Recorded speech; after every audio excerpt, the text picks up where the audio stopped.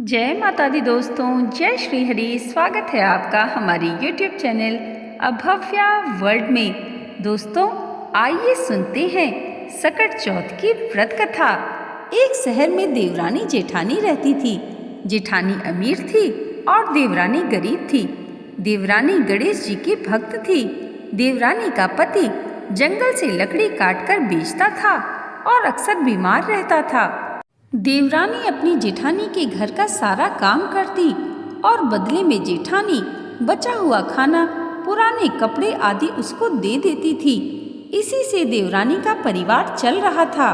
माघ महीने में देवरानी ने तिल चौथ का व्रत किया। 5 आने का तिल व गुड़ लाकर तिलकुट्टा बनाया। पूजा करके तिल चौथ की कथा कहानी सुनी और तिलकुट्टा छीके में रख दिया और सोचा कि चांद उगने पर पहले तिलकुट्टा और उसके बाद ही कुछ खाएगी। कथा सुनकर वह जेठानी के यहाँ चली गई। खाना बनाकर जेठानी के बच्चों से खाना खाने को कहा तो बच्चे बोले, माँ ने व्रत किया है और माँ भूखी हैं। जब माँ खाना खाएंगी हम भी तभी खाएंगे। जेठ जी को खाना खाने को कहा तो जेठ जी बोले, मैं अकेला नहीं खाऊंगा। जब चांद निकलेगा तब सब खाएंगे, तभी मैं भी खाऊंगा। जेठानी ने उसे कहा कि आज तो किसी ने भी अभी तक खाना नहीं खाया, तुम्हें कैसे दे दूं? तुम सुबह सवेरे ही बचा हुआ खाना ले जाना। देवरानी के घर पर पति बच्चे सब आस लगाए बैठे थे कि आज तो त्योहार है, इसलिए कुछ पकवान आदि खाने को मिलेगा। परंतु जब बच्चों को पता चला कि आज तो रोटी भी नहीं मिलेगी तो बच्चे रोने लगे। उसके पति को भी बहुत गुस्सा आया। कहने लगा, सारा दिन काम करके भी 2 रोटी नहीं ला सकी तो काम क्यों करती हो? पति ने गुस्से में आकर पत्नी को कपड़े धोने से मारा। धोना हाथ से छूट गया तो पाटे से मारा।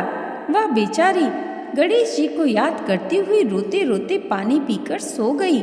उस दिन गणेश जी देवरानी के सपने में आए और कहने लगे, धोवने मारी पाटे मारी, सो रही है या जाग रही है? वह बोली, कुछ सो रही हूँ, कुछ जाग रही हूँ। गणेश जी बोले, भूख लगी है, कुछ खाने को दे। देवरानी बोली, क्या दूँ? मेरे घर में तो अन्न का एक दाना भी नहीं है। जेठानी बचा खुचा खाना देती थी, आज वह भी नहीं मिला। पूजा का बचा हुआ तिलकुट छीके में पड़ा है, वही खा लो। तिलकुट्टा खाने के बाद गणेश जी बोले, धोवने मारी पाटे मारी, निमटाई लगी है कहाँ निमटे? वह बोली, यह बड़ा घर, जहाँ इच्छा हो वहाँ निपट लो।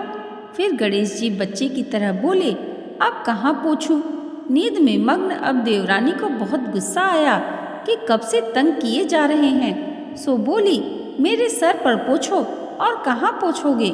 सुबह जब देवरानी उठी तो यह देखकर हैरान रह गई कि पूरा घर हीरे मोती से जगमगा रहा है।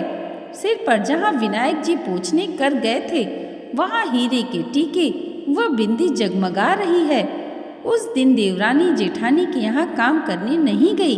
बड़ी देर तक राह देखने के बाद जेठानी ने सोचा, कल खाना नहीं दिया इसलिए शायद देवरानी बुरा मान गई है। बच्चे बुलाने गए और बोले, चाची चलो, माँ ने बुलाया है, सारा काम पड़ा है। देवरानी ने जवाब दिया, अब उसकी जरूरत नहीं है, घर में सब भरपूर है गणेश जी के आशीष से। बच्चों ने घर जाकर माँ को बताया कि चाची का तो पूरा घर हीरे मोतियों से जगमगा रहा है। जेठानी दौड़ती हुई देवरानी के पास आई और पूछा, यह सब हुआ कैसे? देवरानी ने उसके साथ जो हुआ वो सब कह डाला। घर लौटकर जेठानी अपने पति से कहने लगी कि आप मुझे धोने और पाटे से मारो। उसका पति बोला कि भली मानस, मैंने कभी तुम पर हाथ भी नहीं उठाया, मैं तुम्हें धोने और पाटे से कैसे मार सकता हूँ? वह नहीं मानी और जिद करने लगी। मजबूरन पति को उससे मारना पड़ा। उसने ढेर सारा घी डालकर चूरमा बनाया और छीके में रखकर सो गई। रात को चौथ विनायक जी सपने में आए और कहने लगे, भूख लगी है, क्या खाऊं? जेठानी ने कहा, हे गणेश जी महाराज, मेरी देवरानी के यहाँ तो आपने सूखा तिलकुट्टा खाया था, मैंने तो झरते घी का चूरमा बनाकर आपके लिए छीके में रखा है। फल और मेवे भी रखे हैं, जो चाहे खा लीजिए। बाल स्वरूप गणेश जी बोले, अब निपटने कहाँ जाऊं? जेठानी बोली, उसके यहाँ तो टूटी फूटी झोपड़ी थी, मेरे यहाँ तो कंचन के महल हैं, जहाँ चाहो निपटो। फिर गणेश जी ने पूछा, अब पोछूं कहाँ? जेठानी बोली, मेरे ललाट पर बड़ी सी बिंदी लगाकर पोंछ लो। धन की भूखी जेठानी सुबह बहुत जल्दी उठी। सोचा घर हीरे जवाहरात से भर चुका होगा, पर देखा तो पूरे घर में गंदगी फैली हुई थी। तेज बदबू आ रही थी। उसके सिर पर भी बहुत सी गंदगी लगी हुई थी। उसने कहा, हे गणेश जी महाराज, यह आपने क्या किया? मुझसे रूठे और देवरानी पर टूटे। जेठानी ने घर की सफाई करने की बहुत कोशिश की, परंतु गंदगी और ज्यादा फैलती गई।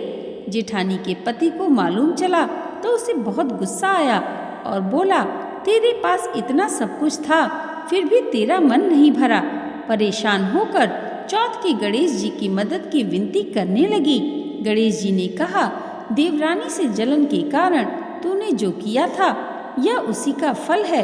अब तू अपने धन में से आधा उसे दे देगी, तभी यह सब साफ होगा। उसने आधा धन बांट दिया, किंतु मोहरों की एक हांडी चूल्हे के नीचे गाड़ रखी थी। उसने सोचा किसी को पता नहीं चलेगा और उससे उस धन को नहीं बांटा। उसने कहा, हे श्री गणेश जी, अब तो अपना यह बिखराव समेटो। वे बोले, पहले चूल्हे के नीचे गाड़ी हुई मोहरों की हांडी सहित ताक में रखी 2 सुई के भी 2 हिस्से कर दो। इस प्रकार श्री गणेश ने बाल स्वरूप में आकर सुई जैसी छोटी सी चीज का भी बंटवारा किया और अपनी माया समेटी।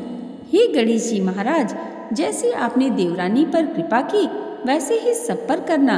कहानी कहने वाले, सुनने वाले व हुंकारा भरने वाले सब पर कृपा करना, किंतु जेठानी को जैसी सजा दी वैसी किसी को मत देना।